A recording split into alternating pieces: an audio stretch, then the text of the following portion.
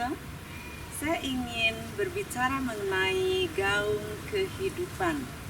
Tidak banyak orang menyadari bahwa saat mereka menyampaikan apa yang keluar dari mulutnya, itu adalah penyampaian dari isi hatinya. Orang seringkali sengit sama orang lain, ngomongin orang lain. Berarti itulah isi hatinya, itulah gaung kehidupannya. Kita tidak mungkin bisa mengeluarkan sesuatu yang tidak kita miliki. Kita hanya akan memberikan, menyampaikan, mengeluarkan perbendaharaan hati kita. Itu sebabnya kita harus belajar untuk berhati-hati saat kita mengeluarkan sesuatu dari mulut kita. Seringkali saya mendengar orang jelek-jelekin orang lain, atau orang iri terhadap temennya. Lalu dia mulai cari kejelekannya, cari kelemahannya. Lalu hamba Tuhan iri dengan hamba Tuhan yang lainnya. Dia mulai ngatain hamba Tuhan yang lainnya, padahal sebenarnya dia gak senang.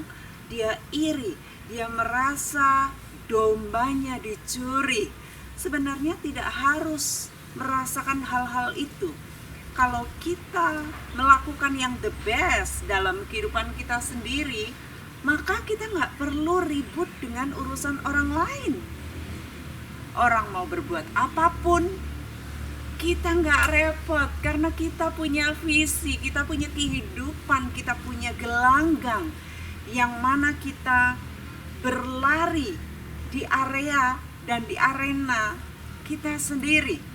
Nah, orang yang sibuk, saya berpikir bahwa mereka itu tidak fokus dan tidak memiliki visi. Atau mereka memiliki visi tetapi sangat-sangat distracted dengan keadaan. Seperti misalnya orang yang mengikuti lomba lari. Dia lari tapi dia noleh-noleh ke belakang, ngurusin orang yang di belakang atau ngurusin orang yang di depan. Terus dalam pelarian ngomongin terus, itu orang kok larinya begini, itu orang kok modelnya begitu. Seharusnya kalau orang punya fokus, punya tujuan, dia tidak akan ngomongin pelari lainnya.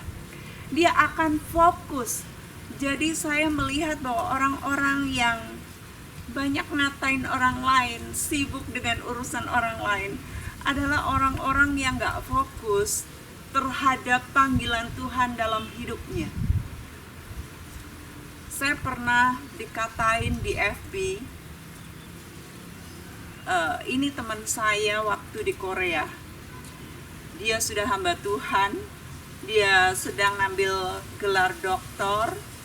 Sementara saya sudah berlari, saya sudah dapat doktor, sudah berapa, 15 tahun yang lalu dia baru saja mendapatkan doktor. Dia cowok, maksudnya gak ada hubungannya dengan saya. Dia sudah punya keluarga, kami hampir gak pernah ketemu sejak sekolah. Dan dia gak seleting sama saya, mungkin dia masuk setelah saya masuk atau apa gitu. Waktu itu dia ngambil master dan saya juga sedang ngambil master. Lalu waktu saya waktu itu punya FB pribadi, saya pasang foto saya, foto tentang seminar beauty. Lalu dia katakan, dia tulis di wall saya katanya, ini orangnya udah gak cantik lagi, orangnya udah tua, orangnya kurus dan sebagainya. Saya membaca itu, saya geli sekali. Maksudnya saya ketawa gitu, lucu amat ini orang ya.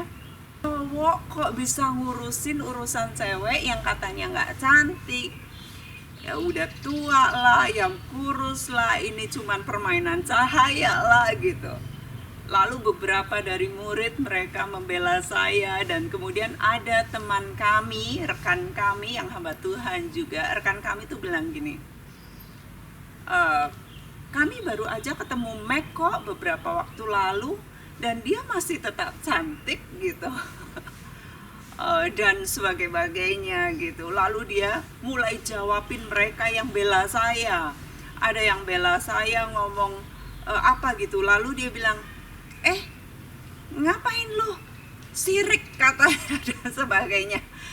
Saya waktu baca, oh no, ini orang memperlihatkan dirinya, memperlihatkan hatinya.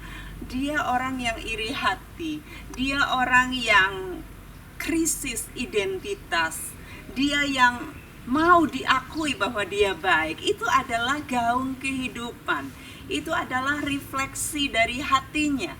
Kalau seorang mengatakan sesuatu yang buruk, itu adalah refleksi hatinya. Kita nggak bisa pergi jauh. Apa yang keluar dari mulut, itu keluar dari hati. Saudara mungkin pernah membaca kisah mengenai seseorang anak yang pergi bermain dan diajak ayahnya ke gua. Saya akan bacakan kisahnya, bagus sekali ini kisah. Sudah bertahun-tahun kisah ini menginspirasi saya untuk saya belajar gaung hati saya, gaung kehidupan saya, dan juga bagaimana saya bisa mengajar anak-anak muda atau anak-anak tua yang tidak menyadari bahwa gaung hatinya itu memancarkan siapa dirinya dan bagaimana kita seharusnya berubah melewati perjalanan hidup dan melewati gelanggang yang sedang kita ada di pacuan itu. Saya akan bacakan kisahnya. Suatu ketika ada sepasang anak dan ayah menjelajahi sebuah gua. Tiba-tiba sang anak terjatuh dan menjerit keras.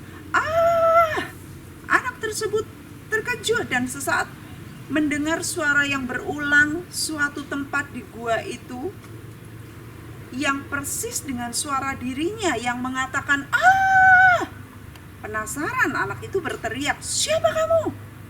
Ia mendapatkan balasan yang sama, "Siapa kamu?" Dan kemudian ia berteriak lagi, "Kamu pengecut ya." Lalu ini suara dia menerima suara yang sama, "Kamu pengecut ya." Wah, dia jengkel sekali. Kok bisa dia ngomongin saya begitu? Wah, lalu dia bingung. Dia bingung, semakin dia teriak, semakin kata-kata itu juga teriak kepadanya balik. Kemudian dia lihat ayahnya. Dia bilang, "Apa yang terjadi?" Lalu ayahnya berkata, "Nak, perhatikan ya." Kemudian ayahnya mulai berteriak, "Kamu adalah pemenang." Si anak ini mendengarkan ada gaung yang balik, "Kamu adalah pemenang." Wow. Lalu ayahnya mulai menjelaskan bahwa apa yang kita sampaikan itu yang kita dapatkan. Ia mengembalikan apapun yang kamu katakan dan kamu lakukan. Itu gaung hatimu, gaung kehidupanmu. Hidup ini sebenarnya adalah pantulan dari apa yang kita buat sebelumnya. Itu kata ayahnya. Jadi saudara, apa yang saudara terima hari ini adalah apa yang saudara sudah tabur kemarin-kemarin.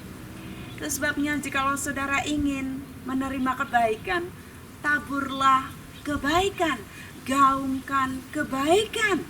Saat saudara mendengarkan sesuatu yang negatif, yang buruk, saudara stop itu dan saudara mulai gaungkan kebaikan. Saya banyak sekali mendengarkan gaung negatif tentang saya dari orang-orang yang lain. Tetapi saat saya mulai dewasa dan saya belajar terus, saya belajar menjadi bijak, saya mulai mengirimkan kebaikan, memberkati setiap kali kepada mereka-mereka yang menggaungkan hal yang negatif terhadap saya. Saya tidak peduli mereka mendengar atau tidak kebaikan-kebaikan yang saya katakan, yang saya blessing setiap hari. Saya sebut nama-nama mereka yang menjelekan saya, yang menggaungkan kenegatifan. Karena tidak perlu orang itu mendengar, tetapi atmosfer ini menangkap, alam roh ini menangkap, dan itu memberikan kebaikan. Saya menuai kebaikan, saudara. Nah, saya juga belajar hal yang sangat penting yang saya dapatkan lewat Amsal 17 ayat 7. Orang bebal tidak layak mengucapkan kata-kata yang bagus, apalagi orang mulia mengucapkan kata-kata dusta. Ya. Jadi kalau kita tidak mengucapkan kata-kata yang bagus, kita masuk dalam kategori apa? Orang bebal. Orang bebal adalah orang yang tidak mau belajar menjadi bijak. Dia mengatakan, mencemooh setiap kali. Tetapi orang mulia tidak pantas untuk mengucapkan kata-kata yang buruk. Jadi, saudara bisa memilih apakah saudara orang yang bebal atau saudara orang yang mulia.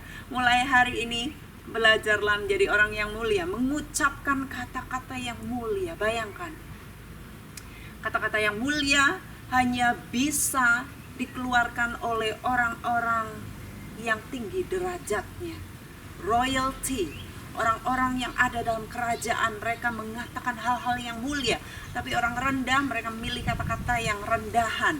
Sebabnya hari ini saya mengajarkan kepada saudara, dan bersama-sama saya juga masih belajar untuk kita sama-sama mengeluarkan kata-kata yang layak untuk kita tuai sendiri, yaitu kata-kata yang mulia.